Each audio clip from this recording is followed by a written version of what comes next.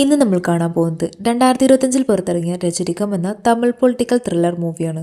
അതിനു മുമ്പ് ചാനൽ ആദ്യമായി കാണുന്നവരാണെങ്കിൽ ഒന്ന് സബ്സ്ക്രൈബ് ചെയ്യാനും സപ്പോർട്ട് ചെയ്യാനും മറക്കല്ലേ. മൂവിയിലെ ഹീറോയിൻ ആണെങ്കിൽ ഒരു മന്ത്രിയുടെ മകളായി ജനിച്ചിട്ട് പോലും അവളുടെ വീട്ടിൽ അവൾ ഒരു വേലക്കാരിയെ പോലെ കഴിയേണ്ടി വരുവാണ്. അവസാനം അവളുടെ അച്ഛൻ ഒരു സൈക്കോക്ക് അവളെ കെട്ടിച്ചു കൊടുക്കുന്നു. വിവാഹശേഷം ആ പെൺകുട്ടി തന്റെ ഭർത്താവ് ഒരു കാമപ്രാന്തനാണെന്ന് അറിയിക്കുകയും ശേഷം അവൾ നേരിടുന്ന വെല്ലുവിളികളെ കുറിച്ചാണ് സിനിമയിൽ പറയുന്നത്. മൂവിയുടെ തുടക്കത്തിൽ മന്ത്രി രാജറെഡ്ഡിയുടെ ഭാര്യയ്ക്ക് പ്രസവേദന വന്നിരിക്കുകയാണ്. തനിക്കൊരു ആൺകുഞ്ഞ് ജനിക്കാൻ പോകുന്ന സന്തോഷത്തിലാണ് രാജറെഡ്ഡി. അത് അയാളുടെ അച്ഛന്റെ പുനർജന്മമാണെന്ന വിശ്വാസത്തിലാണ് അയാൾ ഇരിക്കുന്നത്. എന്നാൽ അയാളുടെ വിശ്വാസത്തെ തകർത്തുകൊണ്ട് അയാൾക്കൊരു പെൺകുഞ്ഞ് ജനിക്കുന്നു. പ്രസവമെടുത്ത ശ്രീ രാജറെഡ്ഡിയോട് നിങ്ങൾക്കൊരു ഐശ്വര്യമുള്ള പെൺകുഞ്ഞ് ജനിച്ചു എന്ന് പറയുന്നു. ഇത് കേട്ട് ദേഷ്യം വന്ന രാജറെഡ്ഡി ഭാര്യ ഒരുപാട് വഴക്ക് പറയുന്നു. കുഞ്ഞിനൊന്നും നോക്കുക പോലും ചെയ്യാതെ രാജറെഡ്ഡി മുറിയിൽ നിന്നും ഇറങ്ങിപ്പോകുന്നു. പിന്നീട് ആ കുഞ്ഞിനെ കൊല്ലാൻ വരെ രാജറെഡ്ഡി നോക്കുന്നുണ്ട്. ആ സമയം രാജറെഡ്ഡിയുടെ റൈറ്റ് ഹാൻഡ് ആയ ഫ്രണ്ട് ഓടി വന്ന് ഇത്തവണ അവരുടെ പാർട്ടിയിൽ നിന്നും ഈ ഏരിയയിലേക്ക് MLA മത്സരിക്കുന്നത് രാജറെഡ്ഡിയാണുള്ള കാര്യം പറയുന്നു. ഈ കാര്യം പറഞ്ഞ രാജറെഡ്ഡിയാണെങ്കിൽ ഒരുപാട് സന്തോഷമാവുന്നു. അതേസമയം അയാളുടെ ഭാര്യ പറയുന്നുണ്ട്, പെൺകുഞ്ഞായാലെന്താ ഐശ്വര്യം വന്നത് കണ്ടില്ലേ, അത് ആ കുഞ്ഞു വന്നതിന്റെ ഐശ്വര്യമാണെന്ന് രാജറെഡ്ഡി ഒട്ടും സമ്മതിക്കാൻ തയ്യാറായിരുന്നില്ല. അവളെ ഒരു മൂലക്കിട്ട് വളർത്താൻ രാജറെഡ്ഡി ഭാര്യയോട് പറഞ്ഞിട്ട് പോകുന്നു. പിറ്റേ ദിവസം ഇലക്ഷൻ പ്രചരണത്തിനായി രാജറെഡ്ഡി ഇറങ്ങുന്നു. അവിടേക്ക് ഓപ്പോസിറ്റ് പാർട്ടിക്കാർ വന്ന് രാജറെഡ്ഡിയെ ഒരുപാട് അപമാനിക്കുന്നുണ്ട്. ഇതിക്കിടെ രാജറെഡ്ഡിയുടെ കൂട്ടത്തിലുള്ള ഒരു പയ്യൻ ആ എതിർ സ്ഥാനാർത്ഥിയുടെ കൈ വെട്ടിയെടുക്കുന്നു. അതിനുശേഷം അയാൾക്ക് മത്സരിക്കാൻ പറ്റാതെ വരുന്നു. ആ ദേഷ്യത്തിൽ അയാൾ കൈവെട്ടി ആ പയ്യനെ അവന്റെ ഭാര്യയുടെ മുന്നിൽ വെച്ച് വെട്ടിക്കൊല്ലുന്നു. അവനൊരു ആൺകുട്ടി ഉണ്ടായിരുന്നു. അവൻ ഈ കാഴ്ച കണ്ട് ഞെട്ടിത്തരിച്ച് നിൽക്കാണ്. അവന്റെ അച്ഛനെ വെട്ടിക്കൊന്ന ആ ആയുധമെടുത്ത് അവൻ കയ്യിൽ പിടിക്കുന്നു. അതിനുശേഷം രാജറെഡ്ഡിയുടെ ജീവിതത്തിൽ വെച്ചടി കയറ്റമായിരുന്നു. MLA ആയിരുന്ന രാജറെഡ്ഡി പിന്നീട് മിനിസ്റ്ററായി. പിന്നീട് അയാളുടെ അടുത്ത ആഗ്രഹം എന്ന് പറയുന്നത് CM ആവുക എന്നതാണ്. എന്നാൽ രാജറെഡ്ഡിയുടെ മകൾക്ക് വേണ്ട കാര്യങ്ങളൊന്നും തന്നെ അയാൾ ചെയ്യുന്നുണ്ടായിരുന്നില്ല. മകൾക്ക് ശേഷം അയാൾക്ക് ഒരു ആൺകുട്ടി കൂടെ ജനിക്കുന്നുണ്ട്. ആ കുഞ്ഞിന് വേണ്ട കാര്യങ്ങളെല്ലാം തന്നെ രാജറെഡ്ഡി പറയാതെ തന്നെ ചെയ്യുന്നുണ്ടായിരുന്നു. അതിനുശേഷം ആ നാട്ടിലെ ഉത്സവം കാണിക്കുന്നു. അവിടേക്ക് ദേവാറെഡ്ഡി എന്ന് പറയുന്ന ഒരാൾ കടന്നു വരുന്നു. അയാളാണ് രാജറെഡ്ഡിയുടെ മകളെ വിവാഹം കഴിക്കുന്ന കാമഭ്രാന്തനായ മരുമകൻ. അയാളുടെ വിവാഹം കഴിഞ്ഞിട്ട് പോലും അയാൾക്ക് സ്ത്രീയോടുള്ള ഭ്രമം പോയിരുന്നില്ല. ആ ഉത്സവത്തിൽ ഒരു പെൺകുട്ടിയും അവളുടെ കാമുകനും ഉണ്ടായിരുന്നു. അവർ രണ്ടുപേരും സംസാരിച്ചു പോകുന്ന സമയത്ത് ഈ പെൺകുട്ടി അറിയാതെ ദേവാറെഡ്ഡിയുടെ ദേഹത്ത് തട്ടിപ്പോകുന്നു. അവളെ കണ്ടപാടെ ദേവാറെഡ്ഡിക്ക് അവളോടൊരു താല്പര്യം തോന്നുന്നു. അവളെ തനിക്ക് ഇന്ന് തന്നെ വേണമെന്ന് പറഞ്ഞ് ദേവാറെഡ്ഡി ആരുമില്ലാത്ത സമയം നോക്കി അവളെ പിന്തുടരുന്നു. ശേഷം അവളെ ഒരു കുറ്റിക്കാട്ടിൽ കൊണ്ടുപോയി വളരെ ക്രൂരമായി റേപ്പ് ചെയ്ത് കൊന്നുകളയാണ്. പിറ്റേ ദിവസം നാട്ടുകാർ കാണുന്നത് ആ പാവം പെൺകുട്ടിയെ കൊന്ന് അവിടുത്തെ മരത്തിൽ കെട്ടിത്തൂക്കിയിട്ടിരിക്കുന്നതാണ്. അവളുടെ അച്ഛനും അമ്മയും വന്ന് നെഞ്ചുപൊട്ടി കരയുന്നുണ്ട്. ഇത് ചെയ്ത ആളെ എല്ലാവർക്കും അറിയാമായിരുന്നിട്ടും അവനെതിരെ സംസാരിക്കാൻ എല്ലാവർക്കും പേടിയായിരുന്നു. ഈ കാര്യം പറഞ്ഞ രാജറെഡ്ഡി മകളെ വിളിച്ച് ദേഷ്യപ്പെടുന്നു. അവൻ കാരണം തന്റെ CM സ്ഥാനം നഷ്ടമാകുമെന്ന് പറഞ്ഞ് അയാൾ ദേഷ്യപ്പെടുന്നു. അപ്പൊ ഭാർഗവി തിരിച്ചു പറയുന്നുണ്ട്, അച്ഛൻ തന്നെയല്ലേ എനിക്ക് അയാൾ കെട്ടിച്ചു തന്നത്, നേരിട്ടങ്ങ് പറഞ്ഞാൽ മതിയെന്ന് പറഞ്ഞ് ഭാർഗവി കോൾ കട്ട് ചെയ്യുന്നു. വേറൊന്നും പറയാൻ വയ്യാതെ രാജറെഡ്ഡി ഫോൺ വെക്കുന്നു. ഭാർഗവി കുറച്ച് പണവുമായി ആ മരിച്ച പെൺകുട്ടിയുടെ അച്ഛനെയും അമ്മയും കാണാൻ ചെല്ലുന്നു. അവർക്ക് ക്യാഷ് കൊടുത്ത് അവരെ സമാധാനിപ്പിക്കുന്നു. തന്റെ ഭർത്താവ് കാരണം ഭാർഗവിക്ക് നിരന്തരം പ്രശ്നങ്ങൾ നേരിടേണ്ടി വരികയാണ്. പിന്നെ കാണിക്കുന്നത് മൂവിയിലെ ഹീറോ ആയ ശിവയാണ്. മുമ്പ് രാജറെഡ്ഡിയുടെ സ്ഥാനാർത്ഥി വെട്ടിക്കൊന്ന ആളുടെ മകനാണ് ശിവ. ശിവയും ഭാർഗവിയും പണ്ട് ഇഷ്ടത്തിലായിരുന്നു. ശിവ ജയിലിൽ പോയ സമയം രാജറെഡ്ഡി ഭാർഗവിയെ ആ കാമഭ്രാന്തനായ ദേവാറെഡ്ഡിക്ക് വിവാഹം ചെയ്തു കൊടുക്കുന്നു. ശിവ വന്നതിന് ശേഷം ഭാർഗവിയെ കാണാൻ ചെല്ലുന്നു. ഭാർഗവി ശിവയെ കണ്ട് ഓടി വന്ന് കെട്ടിപ്പിടിച്ച് കരയുന്നു. അപ്പൊ ഭാർഗവി പറയുന്നുണ്ട്, നീ ഞാൻ കാരണമാണ് ജയിലിൽ പോയതെന്ന്. അപ്പൊ ശിവ സാഹചര്യം അതിൽ ഞാൻ പെട്ടുപോയതാണെന്ന് പറയുന്നു. ഭാർഗവി ശിവയെ കണ്ട് മാപ്പ് ചോദിക്കുന്നു. താൻ അറിഞ്ഞുകൊണ്ടല്ല ഈ വിവാഹത്തിന് സമ്മതിച്ചത്.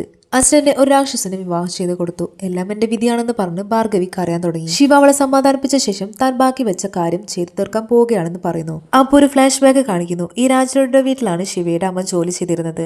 ജാതിയുടെ പേരും പറഞ്ഞ് അമ്മയെ രാജറെഡ്ഡി ഒരുപാട് അപമാനിക്കുന്നുണ്ടായിരുന്നു. ഇത് കേട്ടോണ്ട് അവിടേക്ക് എത്തിയ ശിവ താൻ രാഷ്ട്രീയത്തിൽ ഇറങ്ങി മാറ്റങ്ങൾ കൊണ്ടുവരുമെന്ന് പറഞ്ഞ് വെല്ലുവിളിച്ചിട്ടാണ് പോകുന്നത്. ആ വാക്ക് പാലിക്കാൻ ശിവ തീരുമാനിക്കുന്നു.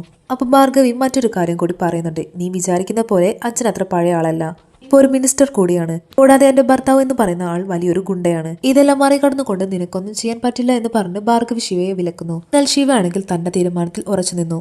പിന്നെ കാണിക്കുന്നത് ശിവയുടെയും ഭാർഗവിയുടെയും പ്രണയകാലമാണ്.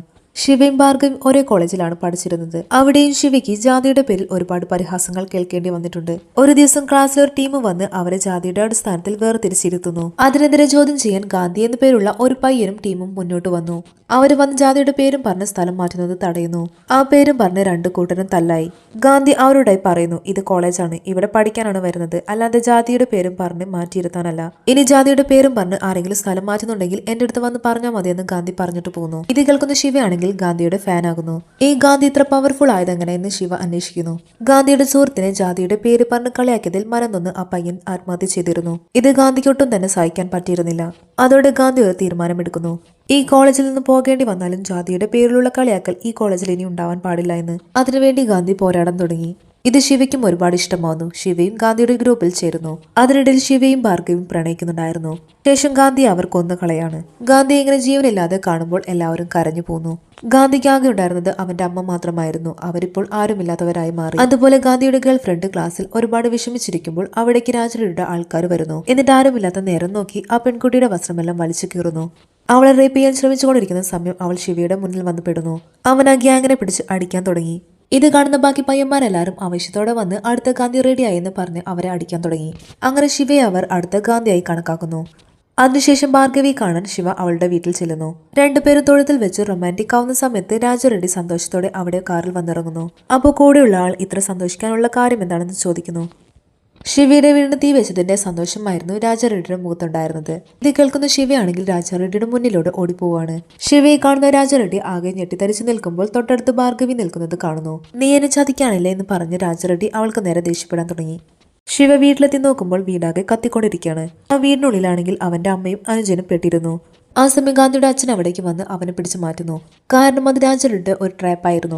ശിവയെ പിടിക്കാൻ രാജറെഡ്ഡി ഒരുക്കിയ ഒരു കെണിയായിരുന്നു എന്ന് ഗാന്ധിയുടെ അച്ഛൻ ശിവയോട് പറയുന്നു. അപ്പോൾ അവിടേക്ക് രാജാറെഡ്ഡിയുടെ ആൾക്കാർ വന്ന് ഗാന്ധിയുടെ അച്ഛനെ വെടിവെച്ച് കൊന്നുകളയാണ്. അത് ശിവയുടെ തലയിലാക്കി അവനെ പോലീസ് അറസ്റ്റ് ചെയ്ത് കൊണ്ടുപോകുന്നു. അങ്ങനെയാണ് ശിവ ചെയ്യാത്ത കുറ്റത്തിന് ജയിലിൽ പോകുന്നത്. അതുപോലെ തന്നെ ഭാർഗവി എത്രയും പെട്ടെന്ന് ആ വീട്ടിൽ നിന്ന് പുറത്താക്കണം. അതിനുവേണ്ടി രാജാറെഡ്ഡി തന്റെ എതിർ സ്ഥാനാർത്ഥിയുടെ മകന് ഭാർഗവിയെ വിവാഹം ചെയ്ത് കൊടുക്കുന്നു. വേറെ വഴിയില്ലാതെ ഭാർഗവി ആ വിവാഹത്തിന് സമ്മതിക്കുന്നു. ആ സമയം ഭാർഗവിയും ദേവയും ഒരുമിച്ച് പോകുന്ന സമയം ദേവിയുടെ ശത്രുക്കൾ അവരെ കൊല്ലാൻ വരുന്നു. ദേവ അവനെ കൊല്ലാൻ വരുന്ന ഓരോരുത്തരെയും ക്രൂരമായി കൊന്നുകളയാണ്. അപ്പോഴേക്കും ദേവിയുടെ ആളുകൾ അവിടേക്ക് എത്തി അവരെ രക്ഷപ്പെടുത്തി കൊണ്ടുവരുന്നു. ഭാർഗവി ആകെ കൂടെ പേടിച്ച് റൂമിൽ ചെന്നിരിക്കുകയാണ്.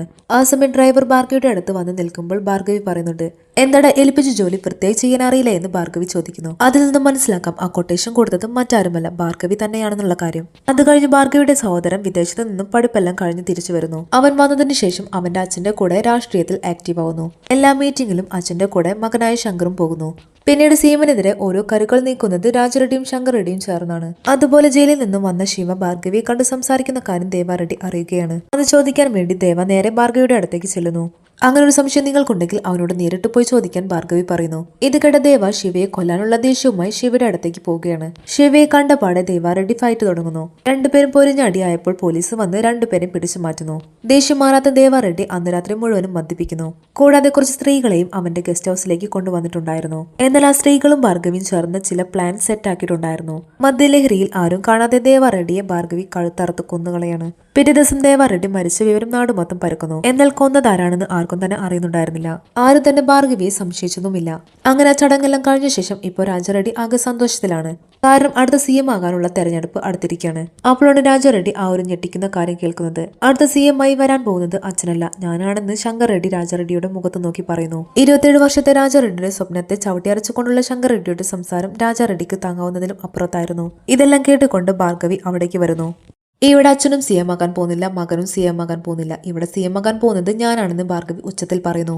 ആരും എനിക്കെതിരെ മത്സരിക്കാൻ വരണ്ട എന്ന് ഭാർഗവി പറയുന്നു. ഇത് കേട്ട് രാജാറെഡ്ഡി ആകെ തകർന്നു പോകുന്നു. ഭർത്താവ് മരിച്ച സഹതാപം ഉപയോഗിച്ച് ഭാർഗവി അടുത്ത CM ആയി മത്സരിക്കാൻ പോവുകയാണ്. അതിനുവേണ്ടി അവൾക്ക് ഒരു പാർട്ടി ആവശ്യമായിരുന്നു. അതിനുവേണ്ടി രാജാറെഡ്ഡിയുടെ എതിർ പാർട്ടിയായ ദേവാറെഡ്ഡിയുടെ അച്ഛന്റെ പാർട്ടി അവൾ തെരഞ്ഞെടുക്കുന്നു. രാഷ്ട്രീയ സപ്പോർട്ടിനായി ഭാർഗവി സഹതാപം അഭിനയിക്കുന്നു. അങ്ങനെ ഭൂരിപക്ഷം ആളുകളും ഭാർഗവിയെ സപ്പോർട്ട് ചെയ്ത് മുന്നോട്ട് വന്നു. ഭാർഗവിക്ക് സപ്പോർട്ട് കൂടുതൽ കാണുന്ന ശങ്കർ റെഡ്ഡി ഭാർഗവിയെ ഭീഷണിപ്പെടുത്തി സംസാരിക്കുന്നു. ആ സമയം ഭാർഗവി ദേവാറെഡ്ഡിയെ താനാണ് കൊന്നതെന്ന് സത്യം ശങ്കർ റെഡ്ഡിയോട് പറയുന്നു. ഇത് കേൾക്കുന്ന ശങ്കർ റെഡ്ഡി ഒന്ന് ഭയക്കുന്നുണ്ട്. അങ്ങനെ രാജാറെഡ്ഡിയും ശങ്കർ റെഡ്ഡിയും ദേവാറെഡ്ഡിയും എല്ലാം തന്നെ തോൽപ്പിച്ചുകൊണ്ട് ഭാർഗവി CM ആയി അധികാരത്തിൽ വരുന്നു. ആ ദിവസം ഭാർഗവി രാജാറെഡ്ഡിയുടെ അടുത്ത് വന്നിട്ട് അവളുടെ ലൈഫിൽ അനുഭവിച്ചിട്ടുള്ള പ്രതികാരം തീർക്കാനായി അയാളുടെ ഫുഡിൽ വിഷം ചേർത്ത് കൊടുക്കുന്നു. അതോടെ രാജാറെഡ്ഡി വിഷം ഉള്ളിൽ ചെന്ന് മരിക്കാണ്. ഭാർഗവി CM ആയതിൽ ഏറ്റവും കൂടുതൽ സന്തോഷിക്കുന്നത് ശിവയാണ്. കാരണം അവന്റെ ലക്ഷ്യം എന്താണോ അത് തന്നെയാണ് ഭാർഗവിയുടെയും ലക്ഷ്യം. ശിവയുടെ ആഗ്രഹം പോലെ ഭാർഗവി എല്ലാം തന്നെ നല്ല രീതിയിൽ മുന്നോട്ട് കൊണ്ടുപോകുന്നു. അങ്ങനെ അവിടെ വെച്ച് ഈ ഒരു മൂവി അവസാനിക്കുകയാണ്. വീഡിയോ ഇഷ്ടമായാൽ ലൈക്ക് ചെയ്യാനും ചാനൽ സബ്സ്ക്രൈബ് ചെയ്യാനും മറക്കല്ലേ.